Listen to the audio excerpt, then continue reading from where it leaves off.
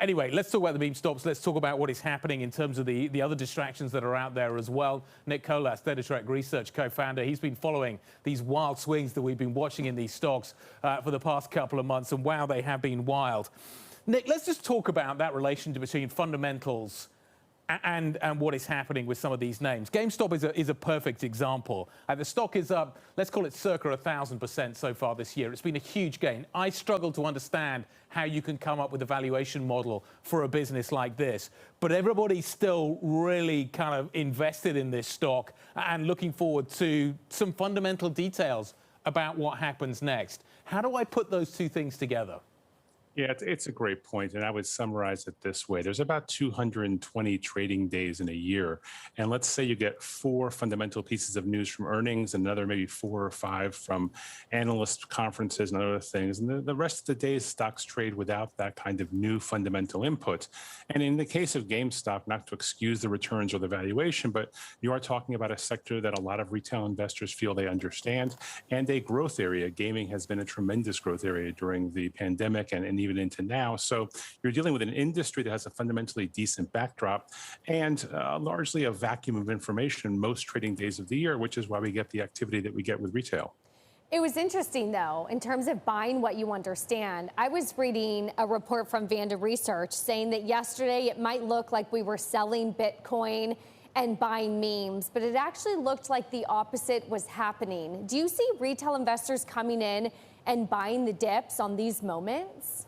Yes, the bottom line is absolutely. We track this virtually every day using retail platform information like from Fidelity, and it's very clear that retail buys a discounted open. So if the market's flat and a given stock, Amazon, GameStop, AMC, whatever, is down 3 to 5 to 7%, they will come in and buy that open on the fundamental belief that the market's still in an uptrend. And over the course of the day, they can make a point or two and then get out fairly flat. And by the end of a day, we do see the order imbalances come back into a much closer harmony of buys and sells. So that is a very clear pattern. One other thing just to notice, though, is that overall interest in investing and trading, if you look at Google Trend search volumes in the US for buy stocks or invest, they had a couple of spikes in the past 12 months where they're back down to pre-pandemic levels now. So the people that are playing this game, call it 20 million retail traders on Robinhood and others, plus a little bit, they're there, but we're not getting a lot of new interest right now. So to some degree, this game is circulating amongst itself. So do they stick with it? We could all be going back to the office fairly soon. This was a phenomenon that was a long time coming and in many cases welcome. But it was generated out of stimmy checks and people being stuck at home. And suddenly we got this tide of investors coming into the market that have supported equities. Do you think that as some of those trends reverse, that these investors stick with these names in the broader market? You know, it'll come down to 2 things. The first is market volatility. What happens to asset prices? If we get a couple of big corrections, say in September, which a lot of folks expect, you could see this market get re-engaged again. Right now, it's been drifting off a little bit. Market corrections tend to draw new people into the market because they see an opportunity to buy. Absent that, I think your point is well taken. And you're not going to see a dramatic decrease, but it won't be the same kind of incremental volumes that we got for the past 12 months.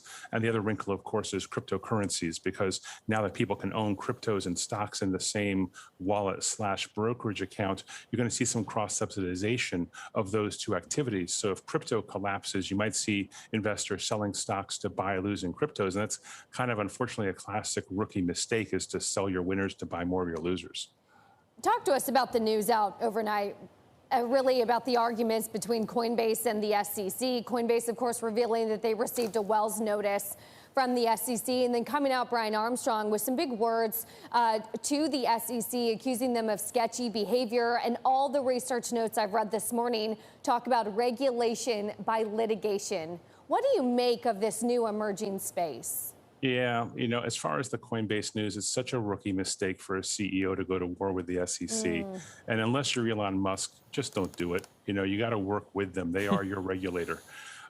So, you know, look, it happens. You know, we've seen it happen over the course of many decades. CEOs come to public markets and they think they can, you know, discuss things with the SEC and work it out. That all has to happen behind the scenes. Otherwise, the SEC just keeps going after you. So hopefully Coinbase has learned its lesson or will learn its lesson shortly and start working with its regulator more intelligently.